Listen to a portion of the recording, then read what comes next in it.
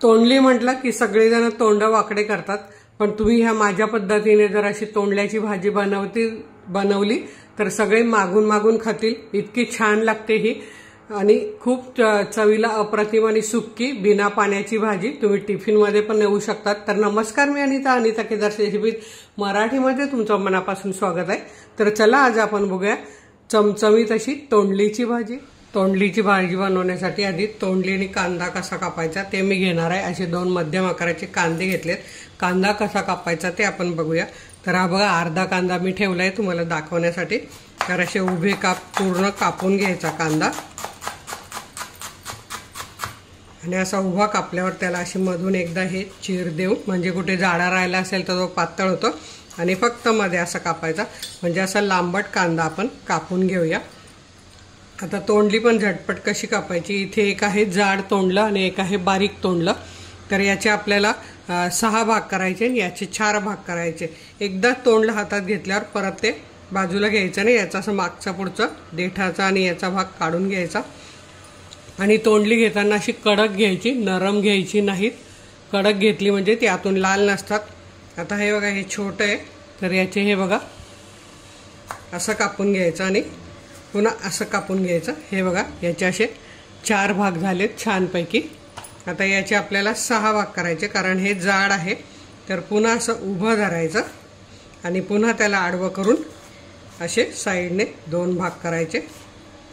म्हणजे हे बघा आपले हे 6 भाग तयार झाले. अशी फटाफट तोंडली कापून होतात. तर इथे मी 1/2 किलो तोंडली अशी कापून घेतली. 2 कांदे घेतले. चला आता आपण सुरुवात करूया.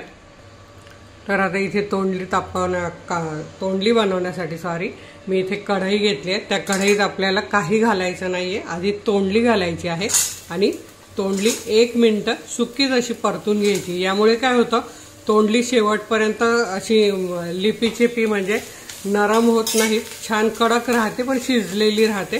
तर आता ही आपण 1 मिनिट परतून घेऊया आणि मध्यम गॅस करायचा आणि 1 मिनिट अशी परतून घ्यायची आहे.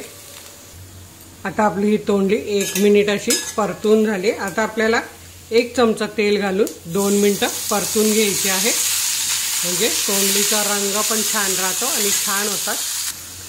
आता ही तोंडली आपली 2 मिनिटं परतून झालेली आहे. आता आपण ही काढून घेऊया. आणि हे बघा तोंडली तेल शोषून घेत नाही, त्यामुळे तेल बघा तसंच आहे, पण तेलात परतली जातात. तर म्हणून झाऱ्या घेतलाय मी. आता झाऱ्याने अशी तोंडली बघा काढून घेते. आता त्याच कढईत मी आणखी 1 चमचा तेल घातले. तेल गरम झालं की आपल्याला फोडणी द्यायची. तेल तापलंय. आपल्याला मोहरी अर्धा चमचा घालायची आणि तडतडू द्यायची छान. मोहरी बघा छान तडतडलेली आहे. गॅस बारीक करायचा आणि अर्धा चमचा जिरं घालायचंय. जिरं ही छान फुललं गेलं पाहिजे, अगदी 5-6 सेकंद. हे बघा जाळायचं नाही जिरं. आता त्यात आपण जो कापून घेतलेला कांदा आहे तो घालूया आणि कांदा छान सोनेरी रंग येईपर्यंत 1-2 ते 3 मिनिटं भाजून घेऊया. छान तेलात परतून घेऊया. आणि यात आपण काय करणार आहोत, पटकन परतण्यासाठी मीठ घालूया चवीप्रमाणे. आता इथे मी जेवढं भाजीला मीठ लागतं ते सगळं घालून घेणार आहे, म्हणजे आपला कांदा पटकन परतला जातो, जळत नाही आणि एकसारखा होतो. तर आता हे 2-3 मिनिटं आपण छान मध्यम गॅसवर परतून घेऊया. आता इथे कांदा बघा पातळ असल्यामुळे आपण मीठ घातल्यामुळे 1-2 मिनिटात छान रंग बदललेला आहे. अगदी आपल्याला काळा पण करायचा नाही. आता आपण गॅस बारीक करायचा, मीडियम होता तो, आणि त्यात घालायची बघा हिरवी मिरची, आलं लसणाची पेस्ट जी मी बनवून अशी तेलात परतून ठेवत असते ती घालते. आता नेमकी संपलेली आहे, एवढी आहे. आणि हेही परतायला काय फक्त मिक्स करायचं आहे, कारण आपण ते तेलात तळून ठेवलेलं असतं. हे बघा. आता इथे आपल्याला घालायची हळद. 1-2 चिमूट हळद घालायची आहे.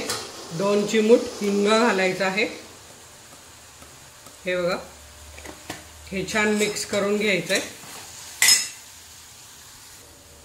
हळद मिक्स झाल्यावर इथे माझ्याकडे माझा नाशिक काळा मसाला 1 चमचाभर घालूया आणि छान सुगंध सुटेपर्यंत परतून घेऊया. फक्त हाही आपल्याला अर्धा मिनिट परतायचा आहे. इथे मसाले छान तेलात परतलेले आहेत. आता आपल्याला घालायची तोंडली जी आपण तेलात परतून ठेवलेली ती. सगळी मिक्स करून घ्यायची आहेत. मीठ आपण घातलेलं आहे, लक्षात ठेवायचं. आता आपण तोंडली छान परतवून घेतलेली आहे हे बघा आणि मिक्स करून घेतलेली आहे. आता आपण याच्यावर झाकण ठेवायचं आणि 3 ते 4 मिनिटं आपल्याला ही शिजवून घ्यायची. मधून 1-2 वेळा हलवायची आहे. तर मी आता तुम्हाला पूर्ण शिजल्यावर 4 मिनिटांनी दाखवते. भाजी ठेवून मी 2 वेळा मध्ये मध्ये हलवून घेतलेली आहे. आता आपण पुन्हा बघूया. 4 मिनिटं झालेली आहेत आणि ही बघा तोंडली अशी छानपैकी झालेली आहे मस्त आणि भाजी शिजलेली आहे. हे बघा गरम आहे. हे बघा मागच्या साईडने असं दाबून बघायचं. पूर्णपणे दाबली जाते भाजी म्हणजे शिजलेली आहे. तर गॅस बंद करायचा आणि त्यावर आपल्याला घालायचं आहे ओलं खोबरं आणि कोथिंबीर किंवा ज्यांना शेंगदाण्याचा कूट आवडतो तो सुद्धा चालतो, खूप छान लागतो. तर आता यावर आपण घालूया कोथिंबीर आणि ओलं खोबरं. अशी तुम्ही चपाती बरोबर, भाकरी बरोबर, वरण भाताबरोबर भाजी नक्की बनवून बघा, खूप छान लागते. व्हिडिओला लाईक करा, आपल्या मित्रमैत्रिणींना शेअर करायला विसरू नका. वेळात वेळ काढून व्हिडिओ बघितल्याबद्दल तुमचे मनापासून धन्यवाद.